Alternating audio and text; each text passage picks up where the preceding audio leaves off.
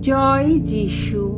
প্রথম পাঠ করিন্থীয়দের কাছে প্রেরিতদূত পলের দ্বিতীয় পত্র হতে আজকের বাণী পাঠ, 1 অধ্যায় 18 থেকে 22 পদ।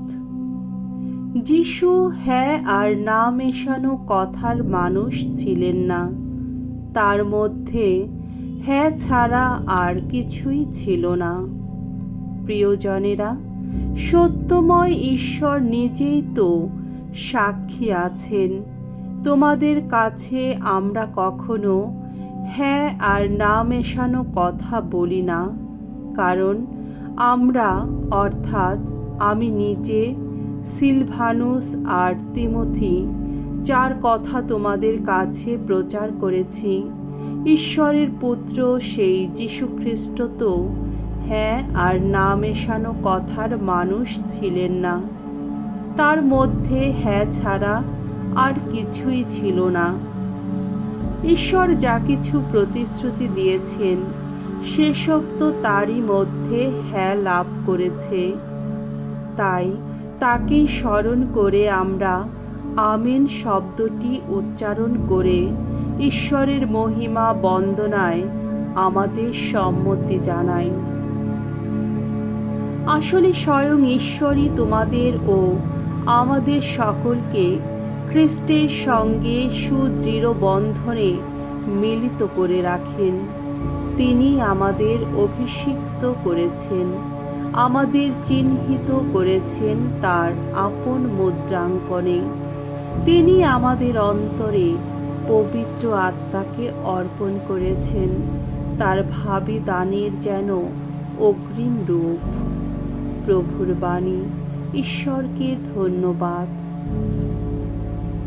সাম সঙ্গীত 119 অধ্যায় 129 থেকে 133 পদ এবং 135তম পদ। ধুয়ো। প্রভু, প্রসন্ন চোখে ভক্তের দিকে চেয়ে দেখো একবার।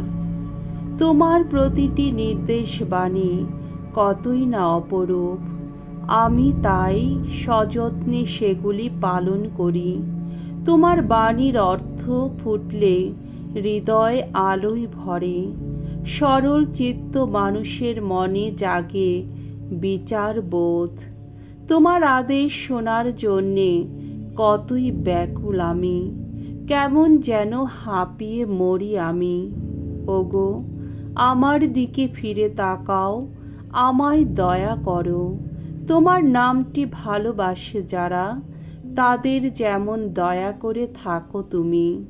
সুস্থির করো আমার পদক্ষেপ, পূর্ণই করো তোমার প্রতিশ্রুতি।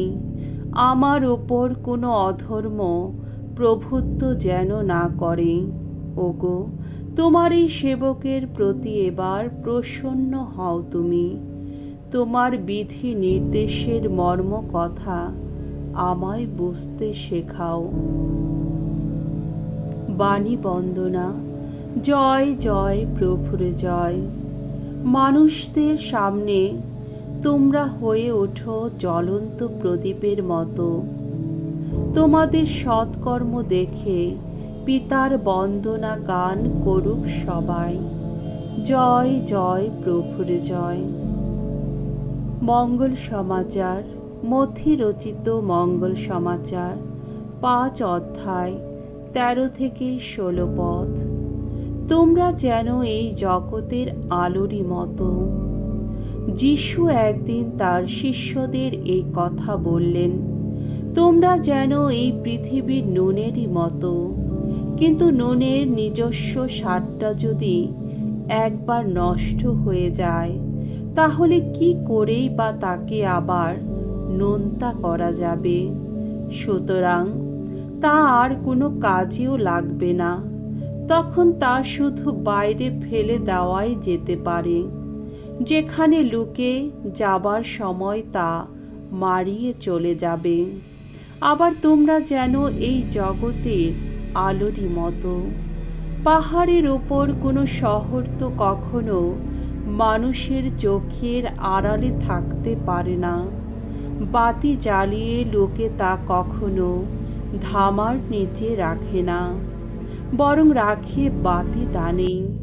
তবেই তো বাড়ির সবাই আলো পায়। মানুষের সামনেও তোমাদের আলো তেমনি ভাবে উজ্জ্বল হয়ে জ্বলুক, যাতে সকলে তোমাদের সৎ কর্ম দেখে স্বর্গে বিরাজমান তোমাদের পিতার বন্দনায় মুখর হয়ে ওঠে। প্রভুর মঙ্গলময় বাণী। খ্রিস্ট প্রভু তোমার প্রশংসা হোক।